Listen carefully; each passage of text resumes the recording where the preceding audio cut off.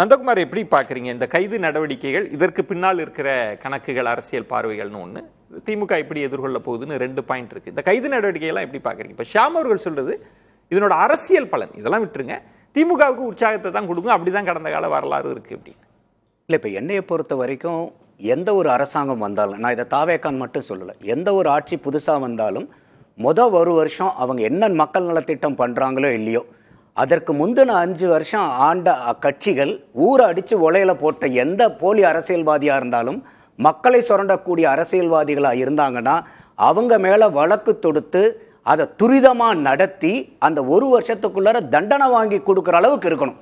இப்போ ஐயா ஷாம் சொன்ன மாதிரி பார்த்தீங்கன்னா இது வருஷ கணக்கில் நடந்துக்கிட்டே இருந்துச்சுன்னா பிரயோஜனம் இல்லை. அப்ப என்ன ஆகும்னா, இது இந்த அரசாங்கம் மட்டும் இல்ல, மாறி வரப்போற எல்லா அரசாங்கமும் இதையே செஞ்சாங்கன்னா ஒரு 2-5 ஆண்டுகள் 3-5 ஆண்டுகள் கழிச்சு எந்த அரசியல்வாதிக்கும் ஊழல் பண்ணணுங்கிற எண்ணமே வராது. அவங்க பணத்தை தொடர்றதுனா கூட கை உதறணும். அந்த அளவுக்கு சட்டங்கள் கடுமையாக்கப்படணும். ஆளக்கூடிய அரசாங்கத்துக்கு அந்த பொலிட்டிக்கல் வில் இருக்கணும்.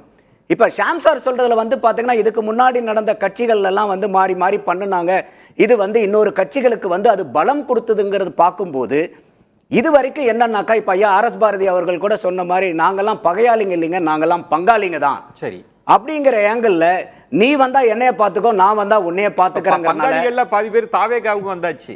இல்ல, அதுதான் சொல்ல வரேன். இப்போ அங்கேயும் பங்காளிங்க வந்தாச்சு. அப்போ நாங்க வந்தா உங்களே பாத்துக்கிறோம், நீங்க வந்தா எங்களே பாத்துக்கிறோங்கன்னு போனனால எந்த அரசியல்வாதிக்கும் தப்பு செய்யறதுக்கு எந்த பயமும் கிடையாது. ஏன்னா இது எத்தனை வருஷம் ஓடுதுன்னு தெரியாது. ஆட்சி மாறினதுக்கு அப்புறம் யாரும் கேஸ் நடத்த வர மாட்டாங்க, பாத்துக்கலாம் அப்படிங்கிற ஒரு தைரியம் தான். இந்த பேகேஜ் இன்னைக்கு டிவி கேக்கு கிடையாது. புதுசா வந்திருக்கிறனால அவங்க மேல ஏதோ ஒரு ஊழல் வழக்கு இருக்கா, இல்ல குற்றச்சாட்டுகள் இருக்கா, அவங்க பயந்துகிட்டு இவங்க மேல நடவடிக்கை எடுக்காம இருக்குதுங்கிறதுக்கு அந்த அட்வான்டேஜ் இப்ப டிவி கே கவர்மெண்ட்டுக்கு இருக்கு. நீங்க சொல்ற மாதிரி அவங்களுக்கு பேகேஜ் இல்லதான், அதுல மாற்று கருத்து இல்லை. இப்ப திமுக என்ன சொல்லுதுன்னா, எங்களை பழி வாங்குறாங்க பாருங்க, இவங்களே யாட்ஸ்டிக் என்ன கொடுத்தாங்க, 2017க்கு பிறகு எல்லா துறைகள்லையும் ஊழல் நடந்தது, முறைகேடா பணத்தை திசை திருப்பினாங்கன்னாங்க, எங்களை மட்டும் இவங்க பழி வாங்குறாங்களே, தாவேகாவுக்கு வந்தவங்க எல்லாம் என்ன ஆச்சு? அப்ப முழுக்க இது பழி வாங்கும் நடவடிக்கைன்னா நோக்கம் செதஞ்சிராதா? அது அரசியலா திமுகவுக்கு ஆட்டு. அதை தான் ஷியாம் அவர்கள் சொல்றாரு. இல்ல, கட்டாயமா அதுல எனக்கு மாற்று கருத்து இல்ல. அவர் சொன்ன மாதிரி அவர் சட்டசபையில என்ன சொல்றாரு, 2017க்கு அப்புறம் ஆண்ட புண்ணியவான்கள் அப்படிங்கிற ஒரு வார்த்தையும் பயன்படுத்துறாரு. அப்ப இந்த எந்த வருஷமா இருந்தாலும் சரி, இது ஃபர்ஸ்ட் கம் ஃபர்ஸ்ட் சர்வ்டுங்கிற மாதிரி இது இப்ப கடந்த ஆண்டுகள் முடிஞ்சதுல இருந்து இப்படி முன்னாடி போறாங்களா என்னங்கிறது தெரியல. இந்த கடந்த 5 வருஷத்தை முடிச்சுட்டு அப்படி போறாங்களாங்கிறது தெரியல. ஆனாலும் அதிமுக காலத்துல இந்த மாதிரி மக்களை சுரண்டி இருந்தாங்கனாலும் எந்த விதமான மாற்று கருத்தும் இல்லாம, இப்ப உதாரணத்துக்கு விஜயபாஸ்கர்கள் 2 பேர் இன்னைக்கு தாவேகாக்கு வந்திருக்காங்க பாருங்க. அவங்க கிட்ட ஏற்கனவே டிவிஎஸ்சி கேஸ் இருக்கு, ஒருத்தர் மேல சிபிஐ கேஸும் இருக்கு. அந்த விஜயபாஸ்கர்கள் மேல இருக்கக்கூடிய வழக்குகளையும் துரிதமா நடத்தி அது யார் பண்ணாலும், ஏன்னா சட்டசபையிலே சூழ் இருக்கிறாரு சிஎம், தொடமாட்டேன், தொட விட மாட்டேன், தொட்டவனையும் விட மாட்டேன். அப்ப இது கட்சி பாராபட்சம் இல்லாம இவங்க எல்லாத்து மேலேயும் நடவடிக்கை எடுத்தாங்கன்னா விஜய் அவர்களுக்கு ஒரு ஏகோபித்த வரவேற்பு மக்கள் மத்தியில கிடைக்கும். நாங்க கிளீன் கவர்மெண்ட், எந்த சமரசமும் இல்லாம இருப்போன்றது மக்கள்கிட்ட ஒரு பெருசா ஆதரவை கொண்டு ஆகணும். என்ன காரணம்னா, இன்னைக்கு ஒண்ணு இல்ல பாருங்க, இப்ப இந்த எலெக்ஷனை பொறுத்த வரைக்கும் 2 வருஷம் 4 மாசம் ஆன கட்சிக்கு இன்னும் நீங்க பிரதானமா எடுக்க போனீங்கன்னாக்கா, விஜய் அவர்கள் ஒரு பெரிய ஒரு எக்ஸ்ட்ராடினரி கேம்பெயினும் பெருசா போகல பப்ளிக் கிட்ட. இருந்தாலும் இவ்வளவு குறுகிய காலத்துல 35% வாக்கு வாங்கி இன்னைக்கு 76 வருஷ திமுகவையும் 53 வருஷ அதிமுகவும் பின்னுக்கு தள்ளி முன்னுக்கு வராங்கன்னாவே மக்கள் கிட்ட இந்த ஆண்டுகிட்டு இருந்த ஏற்கனவே இருந்த திமுக அதிமுக மேல ஏகப்பட்ட கடும் கோபம் இருந்துச்சு மக்கள் கிட்ட. மாற்று இல்லாம பாத்துக்கிட்டு இருந்தாங்க. இப்ப ஐயா விஜய் அவர்கள் பேசின பெரிய அரசியல் சித்தாந்தத்தினால ஓட்டு மாறி விழல. எப்படியாவது நமக்கு ஒரு விடுவு காலம் வராதா, நமக்கு ஏற்கனவே இந்த மாதிரி மாறி மாறி ஊழல் பண்ணிக்கிட்டு இருந்து நமக்கு ஒரு விடுதலை கிடைக்காதா?